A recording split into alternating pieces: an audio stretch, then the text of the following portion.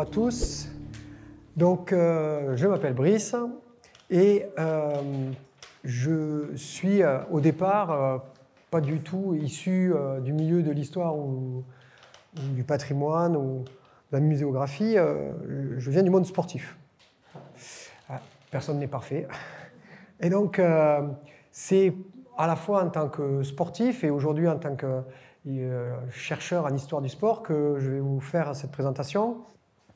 On va parler des gladiateurs, mais sur une approche un peu particulière. Je vais vous parler de l'historiographie de la gladiature, c'est-à-dire la construction de l'histoire de l'histoire. D'accord ? Vous apprenez l'histoire en classe, les garçons. Ok ? Vous avez des cours d'histoire. Cette histoire, ce n'est pas votre prof d'histoire qui l'a inventée. Vous êtes d'accord ? Lui, il a appris d'autres profs, qui l'ont appris d'autres profs, qui l'ont appris d'autres profs, et ainsi de suite. Jusqu'à où ? Jusqu'à très très loin, d'accord ? Jusqu'à l'époque antique, pour ce qui est de l'histoire de l'Antiquité. Et du coup, c'est ce qu'on va voir pour les gladiateurs. Et ainsi comprendre pourquoi, la plupart du temps, vous avez des préjugés sur les gladiateurs. Alors, peut-être pas vous individuellement, mais vous, grand public, avez des préjugés sur les gladiateurs. On va voir ça en 3 parties. D'abord, la vision moderne de la gladiature. Comment on la voit, à travers quoi et comment, d'accord, cette gladiature, elle est représentée aujourd'hui et comment elle l'est. Donc on va voir la vision du cinéma, des artistes, et on va se poser des questions sur cette vision moderne des gladiateurs. Puis on montrera les sources, parce que on est dans un musée, hein, et moi je suis comme Beaumarchais, hein, pour moi les faits sont sacrés et les commentaires sont gratuits. Je vais vous montrer d'abord des sources archéologiques. Hein. C'est plus important que d'abord aborder les textes. Et je vous expliquerai pourquoi. Et c'est en ça que je ne suis pas très politiquement correct. S'il y a des profs d'histoire, excusez-moi. Mais c'est moi qui ai raison. Hein. Et puis, on verra ensemble pourquoi cette vision, qu'est-ce qui a fait que cette vision moderne est décalée de ce que montrent les sources. D'accord ? Et donc, on parlera d'histoire de l'histoire. D'accord ? Commençons tout de suite avec la vision moderne. Vous reconnaissez tous ici des images que vous avez pu voir de comment on représente au cinéma, à la télévision ou dans les jeux vidéo la gladiature. Hein, ici, c'est la série Spartacus, hein, alors qui est doublement ou triplement à ne pas voir, à ne pas regarder, à ne pas proposer, hein, à ne pas admirer. D'abord parce que, eh bien, évidemment, la gladiature qui est représentée est d'une extrême violence et n'a rien à voir avec l'Antiquité, on le verra. On peut remarquer d'ores et déjà la grande épée qu'il tient à 2 mains, hein, on dirait un chevalier du Moyen-Âge. Il coupe 2 têtes en même temps, ou en tout cas en taille 2 personnes. Il est tellement fort, hein, que son adversaire ici à droite fait un bond d'au moins 1 mètre en hauteur. Hein, en coupant 2 personnes. C'est quand même assez extraordinaire. Il court ici sans casque, hein, et en criant pour aller contre des adversaires d'une autre école qu'ils vont trucider. D'ailleurs, dans cette série, ce qui est très intéressant, c'est un des premiers points, outre le fait que dans cette série, comme dans Gladiator, comme dans tous les jeux vidéo, on entretue des gens. Hein. Vous avez remarqué. Ça, c'est le premier point sur la vision de la gladiature qu'on a de façon moderne. Hein. On doit tuer son adversaire, on doit faire mourir des gens, hein, d'accord ? Et on parlera de la phrase avec Caesar moritur te salutant plus tard. Mais deuxième vision, c'est que souvent, eh ben, on a affaire à une école, l'école d'un propriétaire. Ici, chez Spartacus, on a un propriétaire d'école, et il met son école en attaque d'une autre école. Il s'oppose à une autre école, à une vision très compétitive, une vision assez... finalement moderne, hein, de cette opposition entre, comme 2 clubs de foot, un peu comme si l'Olympique... Mais vous ne jouez pas au foot, vous ? Non, vous n'avez pas... Non, enfin bon. Je dirais l'OM, donc, puisqu'ils sont 2e, je crois. Contre le PSG, par exemple, okay, qu'on a battu en Coupe de France. Mais c'était une petite parenthèse. Hein. Donc, cette vision PSG-OM, voilà, elle est représentée dans la gladiature moderne. Hein, une école qui attaque une autre école. On voit aussi de façon très intéressante dans cette vision moderne, donc les grandes épées. On voit qu'ils ont des grands glaives, très très grands, et puis des armures un peu bidons. Là, Russell Crowe, il n'a pas de casque, parce qu'il faut qu'on le reconnaisse. Vous comprenez, les vrais casques de gladiateurs là, qui sont là, lui, il ne les porte pas, parce qu'on ne verrait pas son visage. Il est tellement beau que ça serait dommage quand même. En tout cas, les gladiateurs modernes, toujours des grandes épées. Souvent, ils ne portent pas de casque, et très très très souvent, ils portent un bouclier rond comme ça, attaché sur le bras. Vous le voyez là, on voit bien qu'il est attaché sur le bras et rond. Parce que les cascadeurs qui font toutes ces belles cascades là, ils ont l'habitude d'avoir le bouclier attaché sur le bras, une grande épée, souvent ils font du combat médiéval, et médiéval ou antique, finalement, monsieur, c'est un peu pareil, c'est pas, on s'en fiche. Voilà. Donc ça, vision du cinéma, de la télévision, donc toujours la même chose, des gens qui s'entretuent, on utilise des grandes épées, parfois des armures et des boucliers qui sont, on ne sait pas trop, issus d'où. Cet affrontement entre écoles est toujours lié à beaucoup de sang. Et on voit que dans le jeu vidéo, ici ça reprend vraiment les images du cinéma, au point qu'on a même un jeu vidéo qui s'appelle Spartacus, qui reprend, sans que le jeu n'ait aucun lien avec le film, les images du film.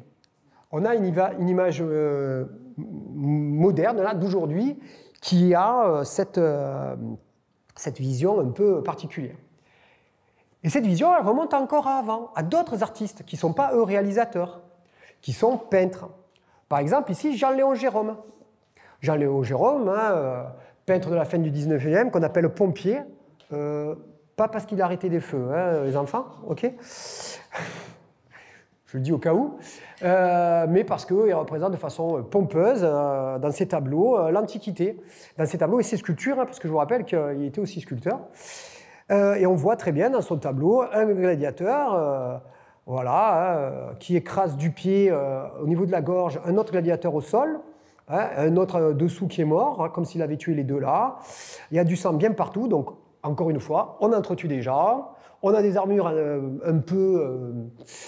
bon, voilà, mélangées, on va voir pourquoi. Et puis, évidemment, des gens dans les gradins. Si vous voyez le tableau en vrai, vous verrez qu'en plus, ils ont un regard haineux, puisque les Romains étaient des méchants, c'est des grands impérialistes méchants qui trucidaient des gens. Et puis, ils font ce signe-là, voilà, qu'il a inventé pour ce tableau, Polichet Verso. Mais il n'est pas le seul à avoir cette vision-là. Ici, une représentation, une gravure de 1882, un tout petit peu avant Jérôme, où on voit déjà ces choses-là toujours qui écrasent. Et il y a des choses assez intéressantes, où on voit le lien entre les deux. Par exemple, ici, le trident, qui appartient au rhétière qui n'a pas de casque. On peut supposer qu'il a été utilisé pendant le combat. Et on voit ici, lui, il utilise un trident. Mais lui, il a un casque, par contre. Voilà, il tue l'autre qui vient de perdre son casque ici. Enfin, on est vraiment... Lui, il égorge celui-là. On est toujours comme ça dans beaucoup de morts. Regardez, il y en a deux debout, deux par terre, et le troisième qui va mourir. C'est incroyable. Mais ils ne sont pas seuls. Ils sont pas seuls. Ici, je vous ai mis quelque chose d'assez intéressant, sur lequel on reviendra après. Mais d'abord, ici, une représentation que beaucoup d'entre vous peuvent connaître, peut-être même beaucoup plus que le tableau de Jérôme, qui est une représentation d'Auguste Racinet. Ok, vous ne le connaissez pas. Vous ne connaissez pas Auguste Racinet, mais vous connaissez la BD Alix. Oui, super. Alix, Alix, l'ensemble de l'iconographie d'Alix est issu d'Auguste Racinet, qui était un historien du costume du 19e siècle. Et ça, c'est comme ça, dans son ouvrage de l'histoire du costume, qu'il résume les gladiateurs. Je vous passe les détails d'erreur, on le reverra plus loin. Mais cette image-là, vous l'avez telle qu'elle, non seulement repris par les peintres et artistes du 19e siècle, mais aussi par les gens plus tard, au 20e siècle, dans les BD. Et ça fait du mal. Ça fait du mal. Quand une BD Alix prend des erreurs à ce point grossières, ça fait du mal parce que vous avez tous dit « Ah oui, Alix », ce qui veut dire que vous avez vu Alix, qu'on lit Alix, que c'est dans les bibliothèques, de nos collèges, et que nos enseignants les prennent comme référence. Alors que c'est une énorme erreur. Les costumes sont presque tous faux. Et pour les gladiateurs, ils sont tous faux. Donc, vous voyez. Et très intéressant, qui va faire le lien avec la partie cinéma. Ici, l'affiche du premier spectacle moderne de gladiateurs. On n'est pas en France, on n'est pas en Italie, on n'est pas dans le monde méditerranéen, on est aux États-Unis. En 1893, c'est le Cercle d'escrime de San Francisco qui, par le biais de ce renouveau qu'on a un peu partout en Europe et dans le monde sur l'Antiquité et sur les gladiateurs, se dit oh, mais ça serait bien si on faisait un petit spectacle de fin d'année avec de l'Antiquité. Hein, ça serait pas mal pour le club. Hein, et on va faire un spectacle gréco-romain, des jeux gréco-romains. Et on va mélanger allègrement tout ce qui se fait dans le monde antique.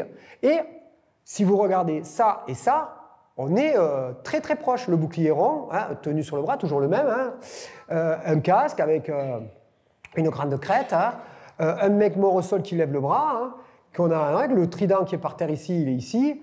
Hein, le casque, voilà. On a juste enlevé un gars parce que ça faisait un peu trop sur l'affiche. Et puis on va mettre des morts parce que c'est quand même sympa pour un club de sport en fin d'année d'avoir des morts sur leur affiche pour le spectacle de fin d'année. Je trouve que c'est valorisant. Enfin, moi qui dirige pas mal de clubs sportifs, je pense que je vais me servir de ça. Et donc, là, on est à la fin du 19e siècle, quelques années après, une dizaine d'années après, qu'est-ce qui va apparaître? Ouais, le cinéma. 1902, Covadis, premier grand film péplum. Et donc, cette image-là que vous avez ici, elle est directement, on le voit avec l'armement utilisé, elle est directement issue de ça, de cette vision-là du 19e siècle. Donc, toujours la même chose, des gens qui s'entretuent, qui s'affrontent entre écoles avec un armement aléatoire et souvent avec un bouclier rond attaché sur le bras et des tridents qui volent et des armes longues. Donc on voit que cette vision, elle est largement influencée moderne, elle est largement influencée par des artistes du 19e siècle comme Gérôme et Racinet, que certes, c'est des passionnés d'antiquité et qu'ils vont dans les musées, on le verra avec Racinet, ils vont voir les pièces archéologiques, mais ils ne les comprennent pas et ils ne les étudient pas pour ce qu'elles sont, ils les étudient uniquement pour des objets d'art, hein, parce que pour eux, c'est des objets d'art et ils les étudient, ils les dessinent comme des objets d'art et pas plus. Et ces artistes, et on l'a vu avec en comparant les images, vont largement influencer les artistes plus tard, les artistes du XXe siècle, notamment les réalisateurs et les réalisateurs de cinéma et de télé, et les dessinateurs de bande dessinée et de jeux vidéo. Donc les gladiateurs qui s'entretuent, des écoles et des troupes qui sont ennemies, des armures pas vraiment historiques, un bouclier très souvent rond et tenu sur le bras. J'insiste sur tenu sur le bras parce que dans l'Antiquité, effectivement, ça peut exister, mais c'est anecdotique à côté des boucliers qui sont tenus à la main. Anecdotique, vraiment. Des gladiateurs esclaves qui cherchent à gagner leur liberté dans le combat. Ça, c'est, hein, je résume là ce qu'on nous a raconté quand moi j'étais en latin. Monsieur me dit oui, on a fait latin pas ensemble, mais ça devait être à peu près la même chose. D'accord? On nous racontait ça. Très bien. Bon, maintenant, ce qui va être intéressant, c'est de voir ce que montrent les sources archéologiques. Je vous le disais, on a des éléments qui viennent de l'Antiquité, donc il faut les voir. Ces sources archéologiques, on peut les voir de deux types. Les sources qu'on appelle directes et les sources qu'on appelle indirectes. Les sources directes, ça peut être l'armure, le casque. Hein. Le casque, par exemple, hein, ici, un casque de Sécoutor, hein, découvert à Pompéi. Et c'est intéressant, hein, parce que ce casque de Sécoutor, il l'a vu, hein, il l'a vu Racinet. Il est là. Il n'y a pas de problème, le casque il est bon, c'est bien un casque archéo, hein, super. Donc on a le casque du Sécoutor ici, en haut, et on a ici par exemple des jambières. Mais ces jambières, elles équipent un gladiateur qui ne s'appelle pas Sécoutor, qui s'appelle Thrace. Et regardez, c'est rigolo, mais Racinet il a mis le casque du Sécoutor et les jambières du Thrace. Il est allé voir dans les musées, ces pièces archéologiques dès qu'elles sont exposées. Mais il les mélange, il s'en fout. Il ne prend pas en compte la panoplie complète, il regarde juste les pièces. Donc, des casques très fermés, alors qu'on voit que très souvent, Dans les sources modernes, les gladiateurs ont le visage ouvert. Russell Crowe, je vous remontre Russell Crowe, rappelez-vous, le très beau Russell Crowe, s'il avait été dans l'Antiquité, on n'aurait pas vu s'il était beau ou pas beau. Donc, il aurait eu un casque fermé, on aurait vu à peine ses yeux, et encore. Et puis surtout, les armes. Les armes de gladiateurs. À Pompéi, notamment, on a trouvé des armes de gladiateurs. Ça, c'est une dague de gladiateur découverte à Pompéi. Alors, quand on les mesure, elles font en moyenne 33 cm. 33 cm. On est d'accord que là, il n'y a pas vraiment 33 cm. Ici, là, il n'y a pas vraiment 33 cm. Ici, il n'y a pas vraiment 33 cm. Et alors là, je ne vous en parle même pas. D'accord ? Ça, c'est même plus grand que les glaives impériaux, c'est-à-dire les épées qui équipent les soldats romains qui, à la même époque où les gladiateurs, ils ont des armes de 33 cm, eux, ils ont des armes qui font 55 cm en moyenne. Donc là, c'est un Pugio, en réalité, que les gladiateurs ont, un poignard qui fait, voilà, je vous disais, 33 cm. Et des casques et des casques, toujours fermés. Et pas des casques juste fermés comme ça. Ils protègent mieux que ceux des légionnaires romains. Ils ont une face complète. Les légionnaires romains, ils n'ont pas de face. Ils ont ici des protections carotidiennes. Quand il est placé correctement, le casque, ici, cette protection tombe au niveau des carotides, comme ça, s'il y a une erreur de geste, boum, ça protège les carotides. Regardez ici cette plaque de renfort ici, pour éviter que l'arme rentre là. Si on voulait qu'il s'entretue, mais on ne ferait pas ça. D'accord ? Des fermetures extrêmement sophistiquées pour faire en sorte que ça ne s'ouvre pas. Des protège-nuques très très grands. On ne va pas construire ce genre de Formule 1 au hasard. D'accord ? Donc, des sources directes qui sont quand même déjà plus du tout en adéquation avec l'image d'Épinal qu'on a des gladiateurs et l'image qu'on nous montre au cinéma et à la télévision. Et les sources indirectes, c'est pareil. Elles sont incroyables. Elles nous montrent notamment un geste très très particulier. Un geste où le gladiateur a la main renversée. En gros, il a sa dague complètement renversée comme ça. Mais qu'est-ce qu'il fait comme ça ? Vous avez remarqué que dans les films, ils font comme ça, je disais tout à l'heure, ou comme ça. Okay ? Là, lui, il fait comme ça. Martialement parlant, du point de vue de l'efficacité, même si je n'aime pas trop ce mot martial, ça ne sert à rien, ça ne fonctionne pas du tout. Avoir l'arme comme ça ne sert à rien. Tous les gens qui utilisent des armes savent que si on veut vraiment tuer quelqu'un et faire mal, c'est avec la pointe qu'on va frapper. Ça s'appelle l'estoc, et c'est l'estoc qui est le geste le plus efficace pour aller transpercer quelqu'un. On rentre de quelques centimètres de l'acier dans ton corps, on le ressort, et ça ne te fait pas du bien. Là, on a l'impression qu'ils font quelque chose de bizarre.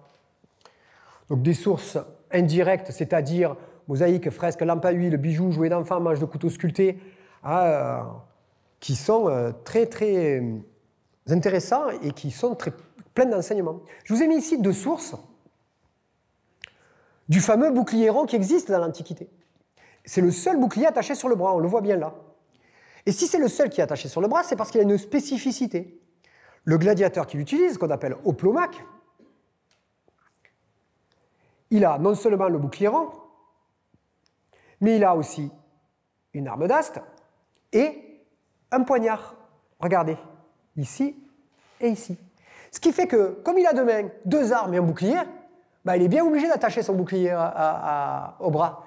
Et c'est pour cette seule et unique raison qu'il a le bouclier attaché sur le bras. Alors qu'aujourd'hui, dans les films, ils le font pour pouvoir utiliser une grande épée et pour pouvoir bouger plus. Mais ce n'est pas la raison. La raison, c'est parce que dans l'Antiquité, l'Hoplomach utilise deux armes, il a le bouclier attaché sur le bras. D'ailleurs, son évolution dans la gladiature, qu'on appelle rétière, qui va avoir le trident, le filet et le poignard, n'a plus du tout de bouclier. Ce bouclier-là, en gros, va devenir ce qu'on appelle la manica et le galérus, et il va avoir une protection sur la gauche complètement attachée au bras pour pouvoir être entièrement libre d'utiliser ses deux mains et d'être bien ambidextre. Bref, autre chose intéressante avec ces deux représentations, ici, vous voyez, il tourne le dos à son adversaire. Une chose est sûre, c'est que l'arbitre qui est là ont arrêté le combat. C'est juste le début de l'arrêt du combat parce qu'il est encore en position de combat. Et lui, il tourne le dos. Il n'a plus de bouclier assis. Il est par terre ici, vous le voyez? Et regardez l'image là, la mosaïque. C'est pas la même époque, c'est pas le même lieu, mais ça représente le même type de combat. Toujours le plomac. Cette fois-ci, il est redressé. Là, la lance là, bien sur le côté. Il a basculé son bouclier vers l'avant, là. Il a ses deux grands protèges tibiales, les ocréae, là, bref, parfait, c'est bien le même. Lui, il est toujours avec le dos tourné, hein, voilà. Sauf que cette fois-ci, il a enlevé la main du visage et il lève le doigt pour dire stop, je m'arrête là.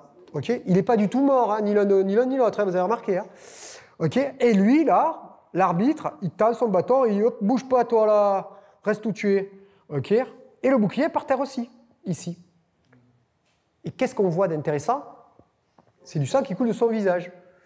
En fait, là, lui, il met la main au visage parce qu'il a dû prendre un bon gros choc dans les dents, hein, avec l'asta, la lance. Le plomac lui met des grands coups dans le casque. Il ne va pas lui transpercer la tête, hein, ne vous inquiétez pas. Il ne lui transperce pas l'œil. On a fait des tests, on est allé à Naples, dans les réserves du musée. On a pris les pointes de lance de Pompéi et les casques de Pompéi, puisque c'est la même époque exactement, et on a essayé de rentrer les pointes de lance à l'intérieur des casques, et ça ne rentre pas. 0,8 cm. Donc du coup, ça ne peut pas toucher l'œil, ça peut pas... Par contre, le casque, il est juste là au bord. Et quand on tape, le métal vient frapper l'arcade. L'arcade, ça saigne, et ça saigne beaucoup. Et quand tu as le sang qui coule, tu es obligé d'arrêter le combat. Mais aucun n'est mort. On ne lui a pas transpercé la tête. Ok ? Donc on vient de voir des images où on n'a pas vu de mort pour les Starman dans l'Antiquité. Donc des sources indirectes, très intéressantes. Là-haut, vous avez le fameux rétiaire, le trident, le poignard, et puis le galérus que vous voyez juste derrière. D'autres sources indirectes qui, là aussi, sont intéressantes. Ici, un arbitre qui arrête le combat. Et vous voyez les deux boucliers, là, ils sont penchés vers l'avant. Ils sont en station arrêtée, comme on a vu le plomac juste avant. Vous voyez l'arme ici, là? Donc le gladiateur qui est ici, il a le bouclier vers l'avant et son arme posée dessus. Et juste en face, lui, il a la même chose. Et regardez son arme. Qu'est-ce qui s'est passé d'après vous? Elle est cassée. L'arme est cassée, on le voit bien. Je dis, oh là là, mais dans les films, quand elle est cassée, bah, on en profite pour tuer l'autre. C'est tellement plus simple, tu n'as plus d'armes. Là, c'est cassé, l'arbitre arrête le combat. Et tous les deux, ils attendent. Ah tiens, intéressant. Mais c'est pas tout. Je n'ai pas pu vous mettre l'image, mais derrière, là, on voit très bien sur le bol ce qu'on appelle un ministry, c'est-à-dire un agent de piste des amphithéâtres, qui court et qui a une arme à la main. Et on sait qu'elle va à lui, parce que l'arme qu'il a à la main, c'est une arme courbée, qu'on appelle Sica supina, et qui va pour un gladiateur très spécifique, qu'on appelle le thrace, qui a un casque avec promoté de griffon, un petit bouclier et de grands protèges tibia, et qu'on voit très bien sur le bol. Donc on sait très bien que cet agent de piste va lui ramener une arme. Donc dans l'Antiquité, et c'est pas moi qui le dis, c'est un fait qui est présenté ici, quand une arme casse, un des agents de piste vient ramener une autre arme, contrairement au cinéma. Ici, la mosaïque dite de Madrid, où l'on voit des gladiateurs, donc ça se lit de bas en haut, comme ça, puisqu'on marche, tac, tac, tac, okay, qui combattent. Ils s'appellent Astyanax et Calendio, et à un moment donné, Calendio tombe au sol et rend son arme. Et ce n'est pas une interprétation, hein, c'est écrit. Astyanax, we quit. Il a vaincu. Il a gagné le combat. Et regardez l'arbitre. Il fait un geste de la main. Oh, mais qu'est-ce que ça veut dire, ce geste de la main? Ben, c'est simple, c'est écrit. C'est tellement bien. Ça, là, vous voyez? Qu'est-ce que c'est? Theta nigra. Non, c'est pas on arrête. Theta nigra, c'est littéralement « je demande la mort ». C'est une lettre grecque, et il y a beaucoup de choses grecques dans la gladiature, puisque à l'origine, ça vient de Grèce. Une lettre grecque qu'on inscrivait sur des ostracons, des petits morceaux de céramique, dans la cité, quand on voulait mettre à mort quelqu'un. Les citoyens votaient, ils mettaient cette lettre grecque et ils disaient, par cette lettre, je demande la mort. Du coup, Astyanax a gagné le combat et Calendio demande la mort. C'est écrit. C'est écrit. Et la main, on le voit bien. Comment Jérôme a pu faire ça? Et comment les latinistes, les historiens pendant des années ont accepté ça? Et ça, c'était après. Hein, c'est ce geste-là qui a été inventé par Jérôme en 1800 sur le tableau que vous avez vu tout à l'heure. Et après, derrière, le cinéma qui a inventé l'inverse. Mais la réalité, elle est là. Et ce geste dans les textes latins, il existe. Hein. Il est décrit. Pollex infestus. Pollex infestus, la main du malheur, la main de la malchance, la main de la mort. Petite parenthèse. Comment ils disent bonjour les Romains? Ils disent comme ça, bonjour? Non. Hein? Ils saluent en levant la main. Ils ne tendent pas la main. Hein, parce que ça veut dire va crever. Donc tu ne tends pas la main à un Romain, s'il te plaît. Hein? C'est pas moi qui le dis, c'est écrit là. Et on a des dizaines de sources où on voit ça. C'est pas comme si c'était un apax, une source unique, la mosaïque de Madrid. On a des dizaines de sources où on voit ça. On n'a aucun doute. Donc les sources archéologiques, elles sont intéressantes. On a aussi des inscriptions. Waouh, mais qu'est-ce qu'elles nous apprennent, les inscriptions? Par exemple, la table d'Italica, trouvée dans le sud de l'Espagne à Santiponce, le marbre de Toridi, ou les stèles de gladiateurs, comme celle de Nîmes. Elles nous apprennent plein de choses, les inscriptions. Par exemple, là, le prix des gladiateurs. Les gladiateurs sont payés. Alors, on nous disait que c'était des esclaves sanguinaires qui s'entretuaient. Mais pourquoi ils sont payés s'ils s'entretuent? Et puis surtout, on a les prix. Nous, pour plusieurs ouvrages qu'on a écrits, et ma fille pour sa thèse notamment, elle a fait l'étude de ça, et d'une autre qui se trouve de l'autre côté du monde méditerranéen, côté oriental, et on a les prix par catégorie de gladiateurs. Vous voulez un exemple? Ok, ne le demandez pas trop fort, ça va, je vais vous donner un exemple. Si vous êtes un gladiateur ou une gladiatrice, et que vous vous engagez, vous signez le contrat, puisqu'il y a un contrat, vous signez le contrat, votre propriétaire, avant que vous combattiez, avant même d'avoir commencé, à la signature du contrat, il vous donne 2500 sesterces. Waouh! 2500, tu te rends compte? Truc de fou! Ah, vous ne savez pas à quoi ça correspond. Okay. Ouais, ben, il faut tout dire. À la même époque, un soldat romain, pour un an de solde, c'est 800 sesterces. Ça fait 3 ans de solde. Non, mais c'est rien, madame. Quand vous allez gravir les échelons, que vous allez devenir gladiateur alpha, c'est écrit là. Gladiateur alpha, vous pouvez toucher jusqu'à 40 000 sesterces pour un combat. Faites la division. Le nombre d'années de soldes, de soldats romains pour un combat de 5 minutes, pour des esclaves qui doivent s'entretuer. Comment on a pu laisser dire des choses pareilles? Ça existe depuis, on l'a découvert il y a des décennies. Ce n'est pas nouveau comme découverte. Parce que je vous rappelle que la question, c'est de savoir pourquoi on en est arrivé là. Ce qu'on verra dans la dernière partie. Le marbre de Torigny conservé dans le Calvados et qui parle d'un édile local ici de Lugdunum. Un grand prêtre du culte impérial des Trois Gaules qui offre des jeux de sa ville d'origine, Vieux-la-Romaine. C'est juste à côté de Caen, dans le Calvados. Et ça, c'est une copie de ce marbre qui est conservé au musée. Et il explique là, dans le truc, qu'il a offert des paires de gladiateurs. Il offre des paires de gladiateurs. Toutes les inscriptions qui nous donnent les explications d'un spectacle, toutes, à 100%, parlent de paires. Des paires de gladiateurs de la même école. Alors que l'image d'Épinal, c'est des écoles qui s'affrontent. La réalité, c'est que les gladiateurs viennent de la même école. Ils se connaissent, elles se connaissent. Ce n'est pas des adversaires, c'est des partenaires. Vous rentrez dans une école de gladiateurs, vous allez vivre ensemble, travailler ensemble et vous combattrez toujours ensemble. Encore une fois, ce n'est pas moi qui le dis, c'est les sources. Et quand vous allez mourir, parce que parfois vous mourrez quand même, vous aurez des pierres tombales. Alors déjà, quand on sait ce que ça coûte des funérailles, aujourd'hui, on s'imagine dans l'Antiquité.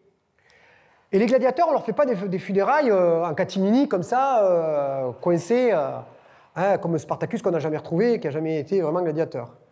Non, Aptus, on a sa stèle. Et on sait qui lui a offert. Sa femme et sa fille. C'est ses enfants qui lui offrent la stèle. Les gladiateurs, c'est les enfants, les femmes, les frères d'armes de la même école qui offrent les stèles. Parfois même les propriétaires ou les entraîneurs qui offrent les stèles. On est loin, loin, loin des premières images qu'on a regardées de gladiateurs dans les films ou les séries où les gars s'entretuent, se vengent entre eux, n'ont aucune solidarité et passent qu'à entretuer des gars. Non, la réalité, c'est qu'ils vivent ensemble dans la même troupe qu'on appelle familia et l'entraide va jusqu'au-delà de la mort. Ils combattent et vivent ensemble pendant des années. Et si par malheur un d'eux meurt, ce qui arrivait ponctuellement, les autres l'honoraient par-delà la mort. Et on a des centaines. Ma fille, en Grèce, quand elle a fait sa thèse, elle a recensé l'ensemble des stèles de gladiateurs en Grèce. En Grèce, pas à Rome, pas en Italie, en Grèce. Là où, soi-disant, il n'y a pas de gladiateurs. Oh là là, le monde grec est trop subtil pour la gladiature. Que nenni. 400 stèles. Elle a sur sa thèse 400 stèles de gladiateurs. Elle a doublé le corpus connu des stèles de gladiateurs. Avec des fois, non seulement des inscriptions, mais en plus très souvent de la représentation visuelle. Ils sont incarnés, on les voit les gladiateurs. Donc on voit qu'on est loin, loin, loin de l'image d'Épinal. Alors pourquoi ? Pourquoi on en est arrivé au XXe siècle, au XIXe siècle, à avoir cette vision dégradée de la réalité ? Alors que ces documents archéologiques sont présents depuis le XIXe siècle. On aurait dû s'interroger beaucoup plus tôt. Alors qu'est-ce qui s'est passé ? Depuis l'Antiquité, il y a des fake news. Depuis l'Antiquité, il y a une vérité alternative qui est construite. Et ça, que ce soit un jugement de valeur de ma part, hein, attention, cette vérité alternative, elle est d'abord construite par les textes des auteurs chrétiens ou convertis, comme Tertullien, qui raconte vraiment n'importe quoi sur les gladiateurs, qui en parlent vraiment... ils sont voués aux flammes, hein, tandis que certains se sont voués aux flammes. Se sont voués aux flammes au point de parcourir une certaine distance dans une tunique en feu. Vous imaginez le gladiateur, il met feu à sa tunique, alors qu'il n'en porte pas, hein, mais bon, on l'a vu dans les images, hein, pas une seule tunique. Il met la tunique, soi-disant qu'il ne porte pas, en feu, et puis il court dans l'amphithéâtre comme ça, oh, parce que je suis... Mesdames et messieurs, Tertullien est un texte de référence. Son ouvrage sur les spectacles est une référence. Vous ne pouvez pas prendre un livre sur les gladiateurs, pas un seul, où Tertullien n'est pas mis en référence. Pas un seul. C'est comme si vous écriviez aujourd'hui un livre sur le dérèglement climatique et que la première personne que vous mettez, c'est Donald Trump. Vous voyez le niveau ? Mais on continue, on se dit, bah, voilà. Et il n'a pas été le seul. À partir du IIIe siècle de notre ère, l'Antiquité, le monde romain devient de plus en plus chrétien jusqu'à devenir officiellement chrétien. Et la chrétienté, par désir de remplacement de la société païenne, va prendre sa place en se réappropriant les jeux, en se réappropriant des symboles et en dénigrant tout ce qu'elle veut voir disparaître. Et tous les grands jeux romains vont faire l'œuvre de disparition, ce qu'on appelle régulièrement la damnatio memoriae. Petite parenthèse, c'est pas parce que c'est du latin que c'est de l'Antiquité, je ne sais pas s'il y a des profs de latin, mais s'il vous plaît, pensez à dire à vos élèves que c'est du XVIIe siècle, hein, la damnatio memoriae, ça n'existe dans aucun texte latin. Hein, là aussi, vous voyez, il n'y a pas que chez les gladiateurs qu'il y a des erreurs, hein, c'est... le seul qui évoque ce principe, c'est Suétone dans la vie des 12 Césars, au moins pour deux de ses empereurs, Domitien et je ne sais plus lequel. Et il parle d'abolenda memoria, et pas du tout de damnatio memoriae, mais un latiniste du XVIIe siècle a décidé de l'appeler comme ça. Et voilà. Bon, pour dire, on va faire disparaître des mémoires la gladiature, le théâtre, le cirque, les sports. On va les effacer, les interdire, puis les effacer. Et on commence par les dénigrer. Tertullien, c'est Augustin, Cyprien, Prudence, etc., etc. Des gens qui ne sont censés être jamais allés au jeu, hein, puisque leur religion l'interdit. Comment ils peuvent décrire quelque chose qu'ils sont censés ne pas avoir vu? Mais bon, on les prend comme référence.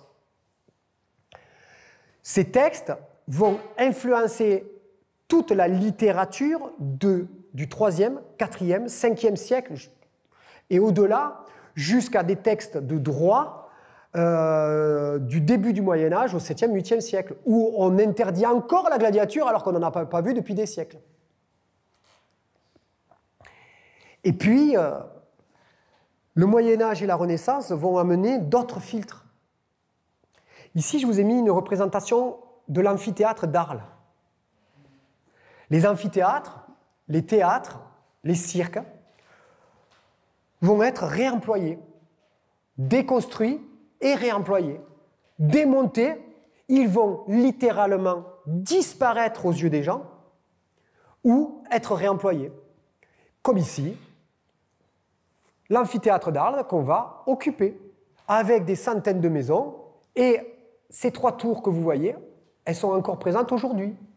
Et quand les touristes viennent, s'ils n'ont personne pour leur expliquer, ils regardent ça et font « Ah, c'est beau, oh, vous avez de belles tours dans l'Antiquité. » Oui, sauf qu'elles sont médiévales.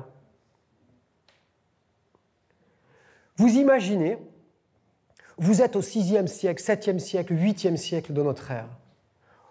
Même au début du premier millénaire, en l'an 1000 ou 1100. Vous vivez dans l'amphithéâtre d'Arles. Qu'est-ce que vous savez des gladiateurs et du lieu dans lequel vous vivez? Mais plus rien. Il a complètement disparu. Plus personne ne sait rien. Je vous rappelle que Louis XIV disait du théâtre antique d'Orange, c'est la plus belle et la plus grande des murailles de mon royaume. Parce que ce qu'il voyait, c'était le mur de Seine, et c'était pour lui une muraille parce qu'on vivait dedans. Et à Orange, l'amphithéâtre a disparu parce qu'il était extramuros et qu'on s'est servi de carrière, il a disparu. Et dans plein d'endroits, les amphithéâtres disparaissent parce qu'ils servent, ils sont réemployés et ils servent pour construire des maisons du Moyen-Âge. Et les autres, Nîmes ou Arles, si on les a conservés, c'est parce qu'on en a vécu dedans. À Nîmes, on dit qu'il y a le quartier des arènes. Donc, on a, après l'Antiquité, qui déjà a bien mis un bon paquet de fake news, on a un Moyen-Âge qui fait, disparaître tous les édifices de spectacle et qui les réemploie. Vous imaginez bien que quand Pétrarque, au XIIe siècle, décide à s'intéresser aux textes antiques de l'Antiquité, il ne connaît plus rien. Et petite question, d'après vous, dans quelle bibliothèque il peut aller pour chercher les textes antiques? En Grèce? Non, madame. Ben oui, il peut demander qu'à Rome. Et est-ce que Rome va donner des textes entiers à étudier? Non. Et tous ceux qui ont fait du latin à mon époque et avant, vous vous rappelez qu'on n'avait que des parties de textes? Que c'est très récent, les intégrales. Et il y a un prof de l'université en France qui nous donne une explication. Il s'appelle Pierre Chambray. Il vit à la fin du XVIIe siècle. Et voilà ce qu'il écrit en introduction d'un des livres qu'il a fait pour ses élèves. On a ici rassemblé par ordre alphabétique ce qu'il y a d'essentiel à savoir, c'est-à-dire des parties de textes antiques qu'on a choisies. Pourquoi on les a choisies? Parce qu'on va épargner aux jeunes gens la peine d'aller puiser dans des sources souvent empoisonnées. Pour ces latinistes du XVIIe siècle, les textes latins sont empoisonnés. Pourquoi? Parce qu'après une étude dangereuse et dégoûtante, il n'y a rien à gagner pour la raison, il y a tout à perdre pour le cœur. En fait, moi, je suis assez puissant pour savoir ce que vous devez lire, vous, pour étudier le latin et le grec. C'est ce qu'on nous enseigne depuis le XVIIe siècle. Et ce n'est que très récemment, sur le dernier siècle, au mieux, qu'on commence à avoir des intégrales. Et ça, c'est catastrophique pour la gladiature. Pourquoi? Parce que le seul texte que les latinistes vont avoir pendant des décennies et des décennies à étudier où on parle des gladiateurs, c'est celui de Juvénal dans les Satires, où il parle de ces nouveaux riches qui vont à l'amphithéâtre pointer le pouce pour mettre à mort des gladiateurs. Et qu'on va finir par traduire à la fin du XIXe siècle par pouce renversé. Ils vont renverser le pouce au lieu de dire pointer le pouce. Parce que Polex versus je ne suis pas prof de latin, mais il suffit d'aller sur le Gaffio, ou versus, plus ad, plus vocatif, c'est en direction de, et non pas renversé. Et c'est un changement de traduction qui va faire le tableau de Jérôme, qui va nous amener ce fameux geste, et toute la pensée qui va avec. Donc vous voyez que depuis l'Antiquité, jusqu'à Pierre Chombré, on va avoir un dénigrement et des fake news 3e, 4e, 5e siècle, 3 siècles, à cause de la chrétienté. Puis, du 4e, 5e siècle, jusqu'au 12e siècle où on a Pétrarque et ses amis qui vont commencer à étudier les textes antiques, on va avoir 7, 8 siècles d'abandon, de réemploi, de complètement zone obscure pour la compréhension de l'Antiquité, et je ne vous parle même pas des gladiateurs. Ils ne savaient même pas que ça existait. Pourtant, ils vivaient dans des amphithéâtres.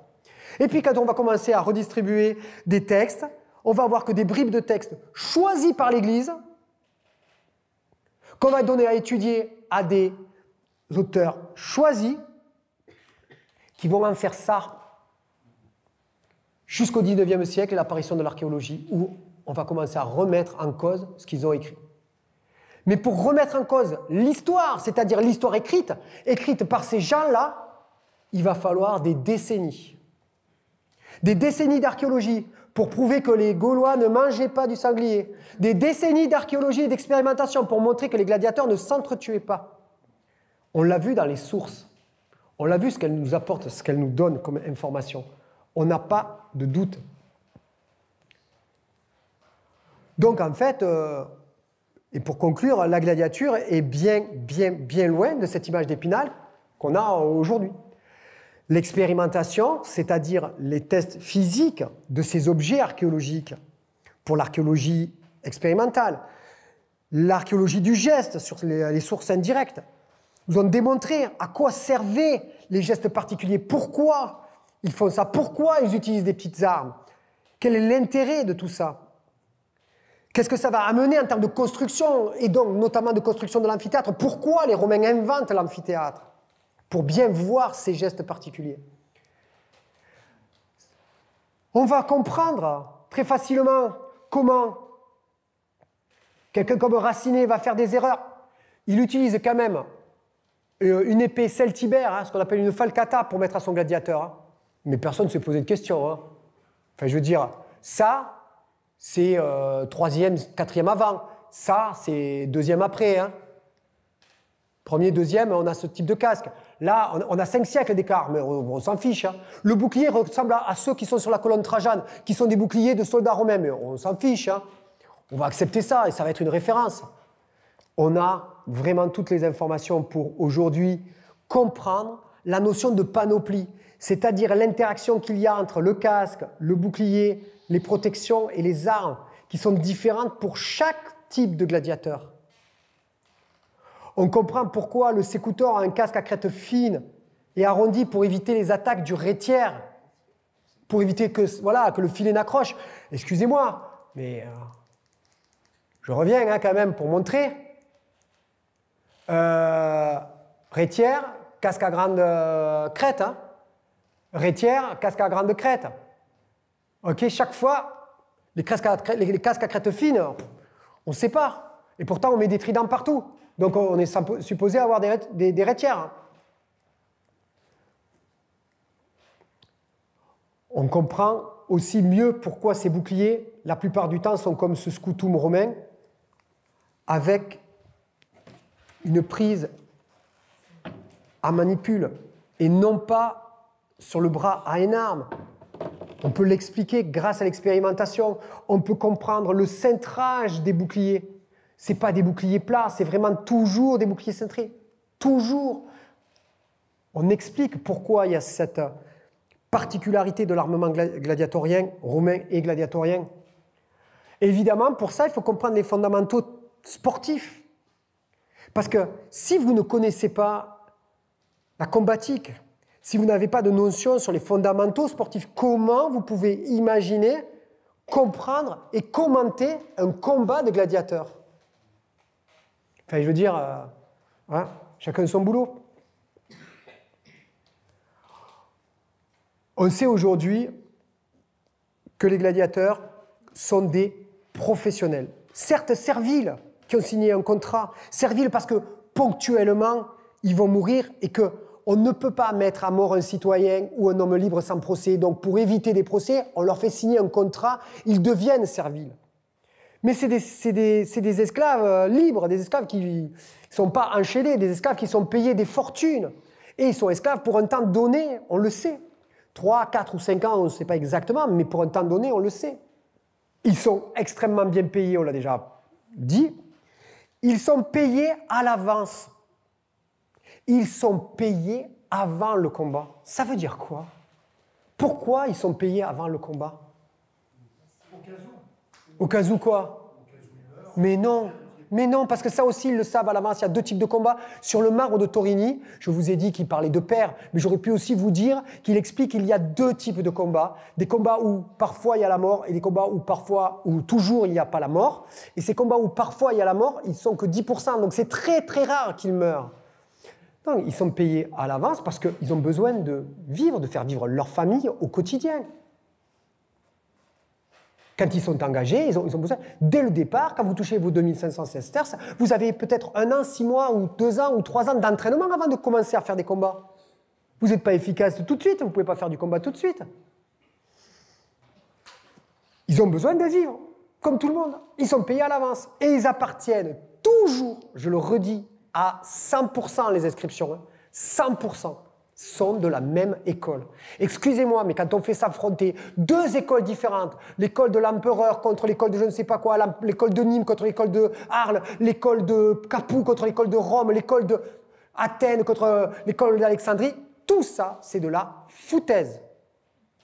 Parce que la réalité, c'est que 100% des documents archéologiques, ils sont de la même école. C'est des athlètes de haut niveau et pas des super guerriers. Ça veut dire quoi? Ça veut dire que les techniques et les armes qu'ils utilisent ne servent à rien dans l'armée. Quand on nous dit qu'on les prend comme mercenaires, c'est strictement faux. Aujourd'hui, l'armée ne va pas recruter dans les clubs de boxe ou de judo. Ce n'est pas vrai. On voit très bien que les gens qui sont sur le front en Ukraine ne viennent pas tous des sports de combat. C'est une réalité. Après, le fait qu'un soldat soit entraîné physiquement, oui, c'est toujours mieux pour lui. Mais il n'a pas besoin d'être un super guerrier. Le gladiateur, la technique de combat qu'il fait, qu'il utilise, le renversement de sa dague, ça ne sert à rien à la guerre. À la guerre, ça va être la pointe, les stocks. Les techniques utilisées par les gladiateurs ne sont pas efficaces à la guerre. Ce ne sont pas des gladiateurs qui vont faire la guerre. Ça n'a plus de lien depuis au moins le 2e siècle avant notre ère, l'armée et la gladiature. Pour finir, je voudrais vous dire que quand on étudie en plus les textes, parce que je n'ai pas parlé des textes de la littérature dans les sources importantes, quand en plus on étudie les textes, il y a quelque chose d'intéressant que là aussi les latinistes auraient pu prendre en compte, les hellénistes auraient pu prendre en compte. C'est la sémantique sportive.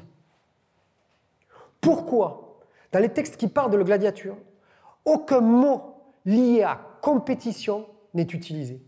Le terme d'agone, par exemple, qui est utilisé pour les Jeux Olympiques, n'est pas utilisé pour la gladiature.